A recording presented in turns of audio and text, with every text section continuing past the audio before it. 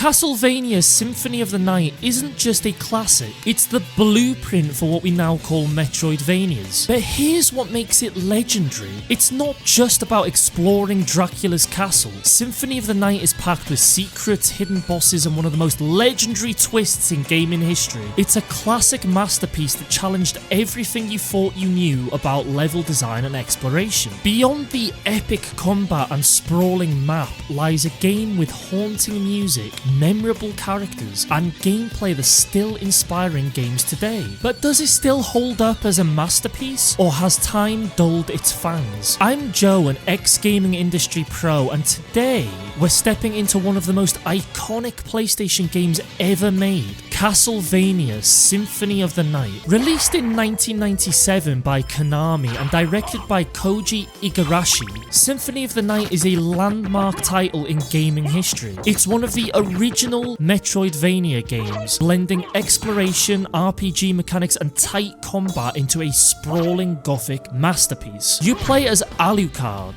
the son of Dracula. Yeah, it's Dracula spelt backwards, but it's not as stupid as it sounds. Alucard awakes from his slumber to stop the resurrection of his father. Along the way, you'll explore Dracula's massive castle, battle all manner of ghoulish enemies, and uncover secrets behind every door. And I mean every door. This game is packed with hidden rooms and surprises. You're dropped into an enormous castle with very little guidance, free to explore at your own pace. The Metroidvania formula thrives here, as you'll need to collect abilities like double jumps, transformations, and spells to unlock previously inaccessible areas. The combat is very simple yet effective. Alucard's fluid movements combined with a variety of weapons and spells adds a surprisingly large amount of depth without getting complicated. Combine that with RPG mechanics like leveling up, equipping gear, and collecting upgrades, and it leaves you quite hooked. The story of Symphony of the Night is both straightforward and layered. On the surface, you're here to stop Dracula's return, but as you progress, you'll uncover twists involving Richter Belmont and Maria Renard, both of whom play major roles in the castle's secrets. It's a bit cheesy, but it works so well and blends with the gameplay seamlessly. When I booted up Symphony of the Night, I was immediately struck by the atmosphere. The game starts with a bang with a boss fight between Dracula and Richter,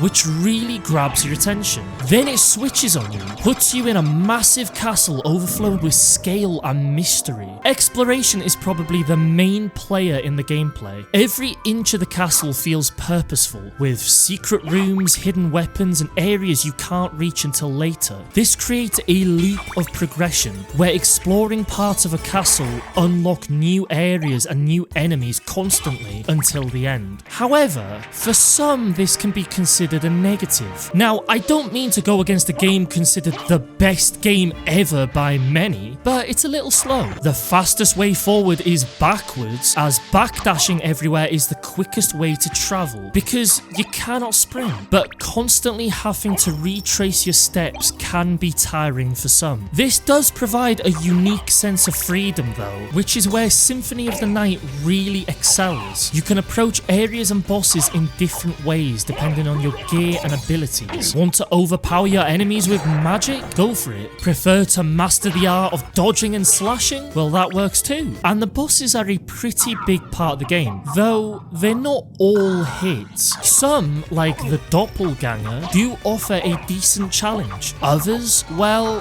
Ornstein and Smo Jr. over here are so easy it's a bit boring. I had more difficulty with the puppet sword than these clowns. Now, the twist in the game that I mentioned earlier, well, you'll think the game's over, but no, there's a whole second act waiting for you, done in a very unique way. The inverted castle, it's either a stroke of genius or the work of a man who spent too much time playing Superliminal and went insane. I played that last week and I'm just fine.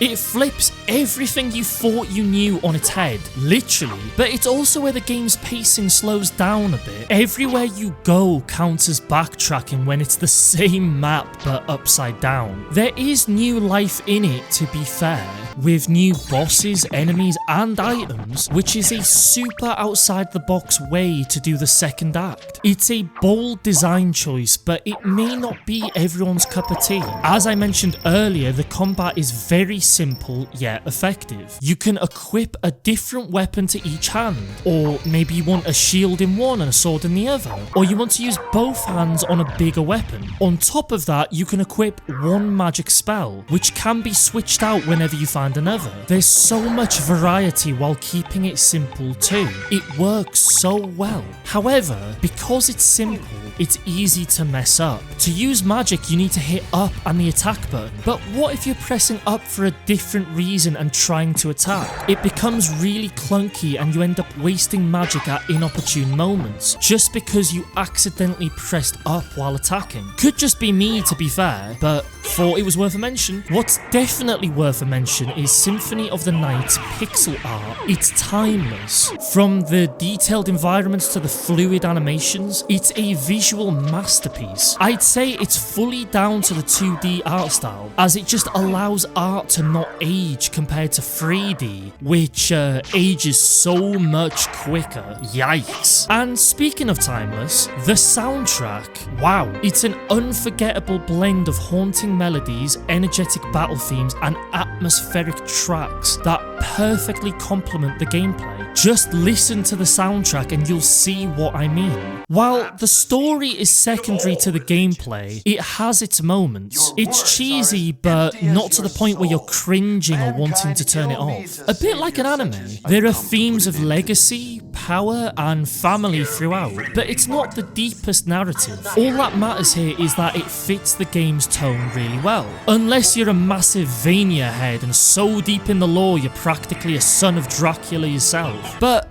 I can't speak on that, as my name is Oid, not Alucard. So, does Symphony of the Night still hold up? Absolutely. Even though it set the foundations for a whole genre, it still outclasses most of them today. It's a masterclass in game design, offering a mix of exploration, combat and atmosphere that few games can match. Yeah, the controls may feel a bit dated, and it may be a bit slow, and some of the boss fights aren't as challenging as you'd hope, but these are minor flaws in an otherwise incredible experience. If you're someone that really wants to experience gaming history, give it a go. If you're a bit more casual, I'd still say give it a go, especially if you're a fan of the Metroidvania genre.